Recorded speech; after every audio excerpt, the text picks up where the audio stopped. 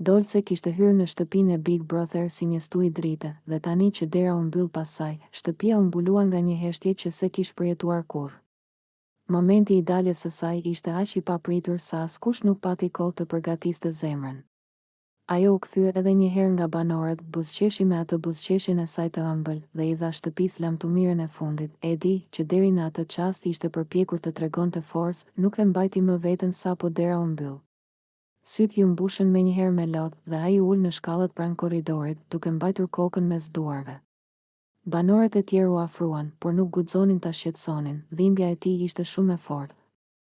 Shumë e vërtet, më la bosh. Përshpëriti ai me zë të dridhur, këtu çdo gjë më dukej ndryshe kur ajo ishte këtu. Atmosfera në shtëpi ndryshoi krejtësisht. Edhe ata që nuk kishin pasur ndonjë raport të afërt me Dolcen e ndjenin mungesën e saj. Në kuzhinë mungonte zëri i saj lojcak, në obor mungonte energjia që sillte, dhe tek dhoma e gjumit mbeti një qetësi e pazakon, një qetësi që të fuste mall. Benita u përpoq të ngrinte moralin e banorëve, por edhe ajo shpesh e kapte veten duke parë nga dera, sikur të priste që Dolce të kthehej me ndonjë batut apo buzëqeshje të re. Kushtrimi u ul me Edin në obor, duke i qëndruar pranë pa thënë asgjë.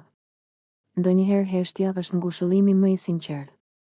Ndërkohë Edi nuk e fshite më asgjë, as lotët, as dhimbjen, as zbraztin që kishte lënë pas Dolce. Ai shikonte nga kamera, sikur donte t'i fliste, shpresoj të jesh tu më pa.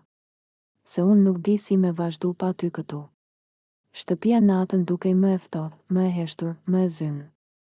Banorët u shtrin herët, por askush nuk flinte.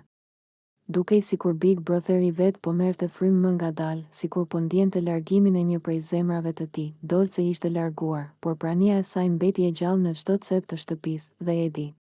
Ai vazhdonte të qante, sepse për të, kjo nuk ishte vetëm lojë, ishte humbja e një pjesë të.